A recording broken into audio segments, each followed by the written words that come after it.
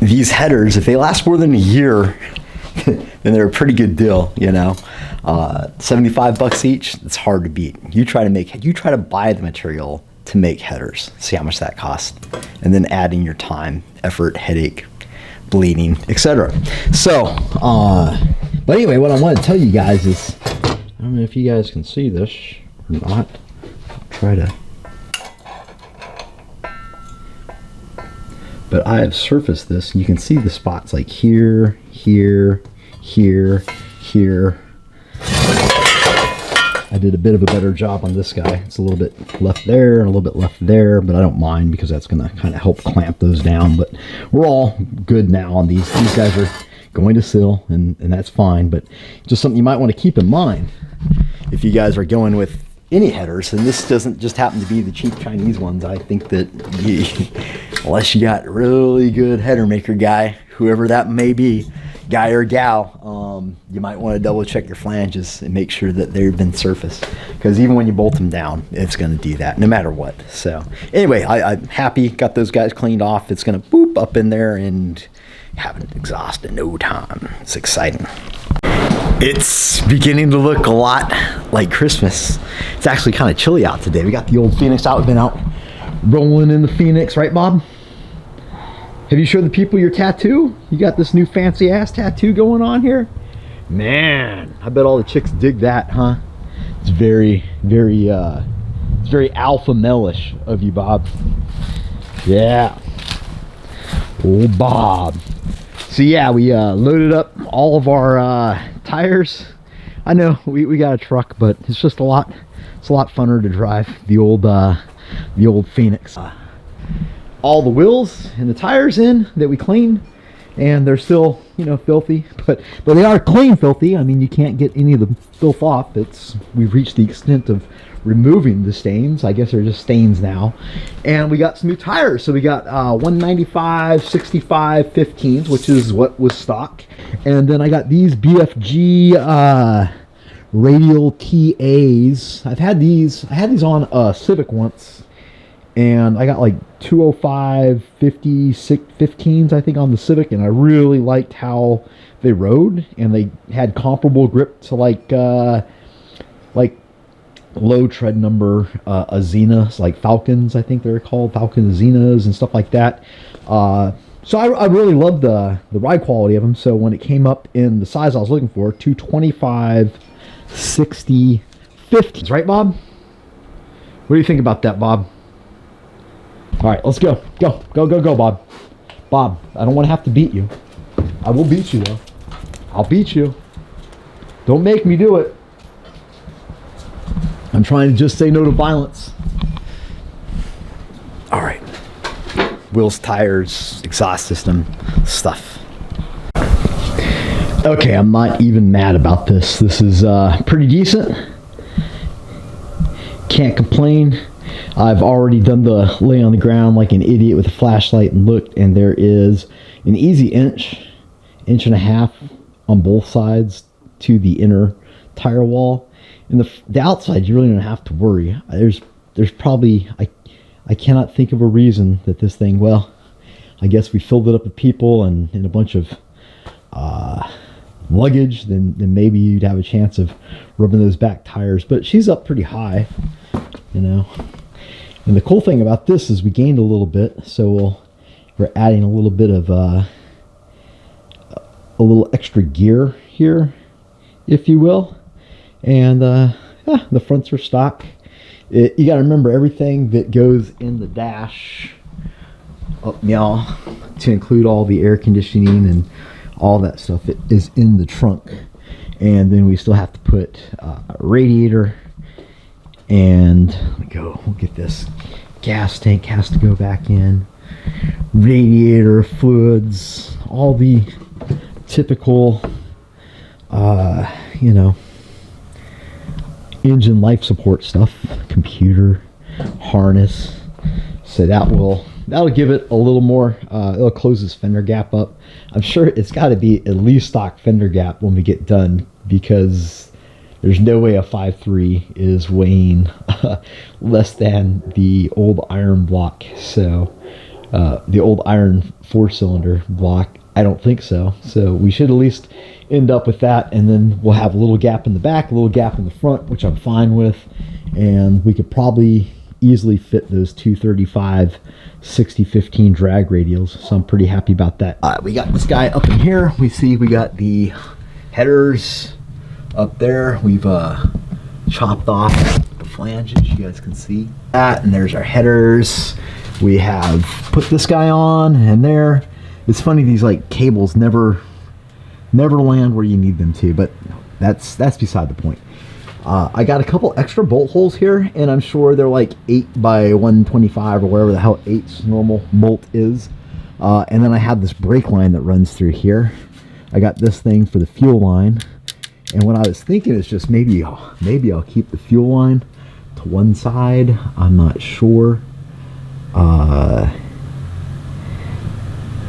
But regardless of what I can use this right here and take a piece of aluminum and make like a little heat shield that could clamp onto there, and that way with as the exhaust heats up, it'll just keep these brake lines from, you know, getting too terribly warm. And I'm not terrible. I mean, there's going to be a good air gap there anyway, because I'm going to try to keep it kind of low through here. We got tons of ground clearance, so as long as I'm, you know, within the frame rail kind of thing, we're gonna hook this guy over me, cross over somewhere probably around here. First muffler probably headed up towards here, over the axle. Another muffler, pointy guys. I think I've showed you guys. I believe I showed you guys that at least 8,700 times. These guys, I don't know if you'll be able to see this because the garage door is open, but I will try to shove this up in here. So that's what these guys are going to do, is just zip the back, and then we just got to until we end up where we want to end up. What I'm going to do is, there is nothing left in here to drip. There's no oil in the engine. There's no, the only fluid that's left, I believe, is the axle, which we do need to change. But I'm gonna clean up this. I'm gonna clean up this pad. Thanks, Bob, and get this cardboard out of the way so we can have a nice, clean surface to work with, and be able to roll the welding machine around. And I'm gonna pull the welder in here and my little portable bandsaw and get busy.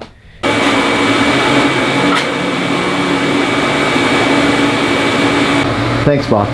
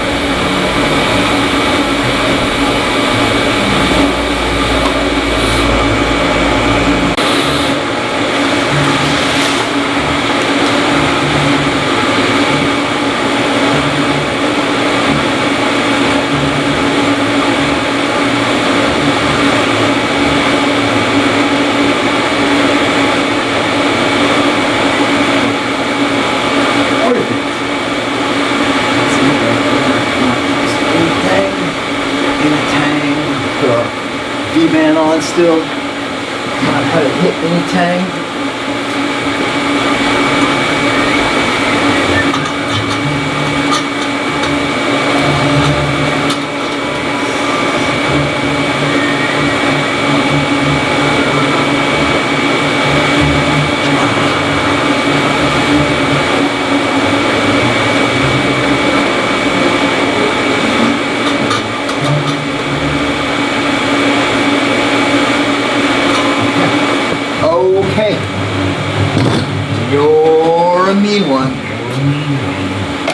Mr. Grinch.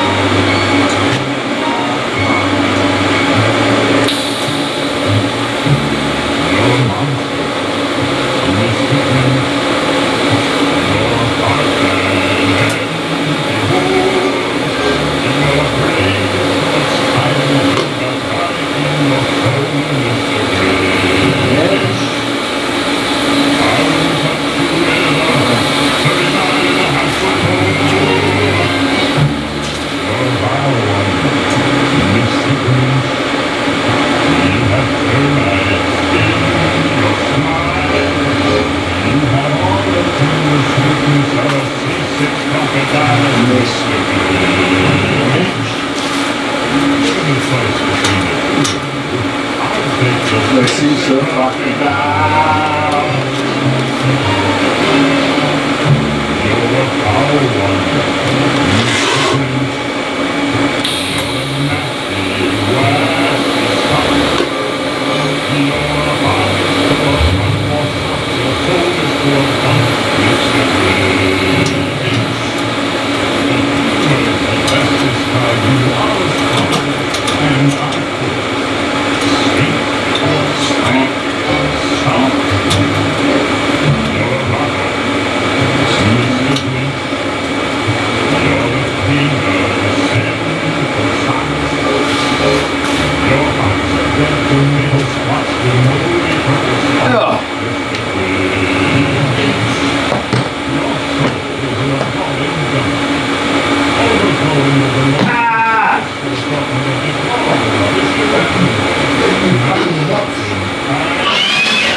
Yeah, rules, spider.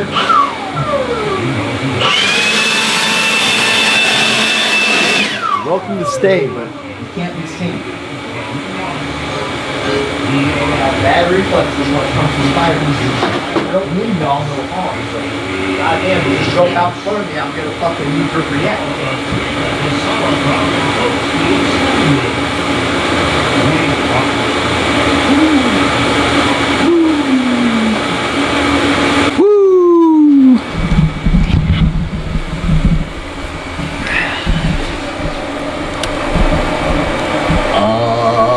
Header guy, Zoomy guy, and down to here. So from here it looks like this.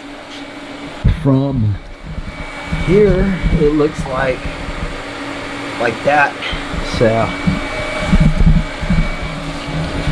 got pretty lucky actually. Just one bend and then it's just like a straight shot.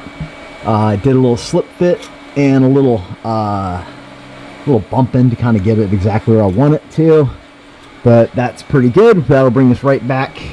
I think I can I'll show you, thinking that just kind of rolls back here. We keep it up here, which will keep it pretty much up against the frame guy. I don't really see a point in, I don't know, I might, who knows what we'll do. We might come out, I don't want to come this way just to have to go that way. I'd rather just kind of go all the same way, but that will put us down a little low. Maybe I'll go over here, I don't know, we'll find out. Stay tuned to find out what happens next.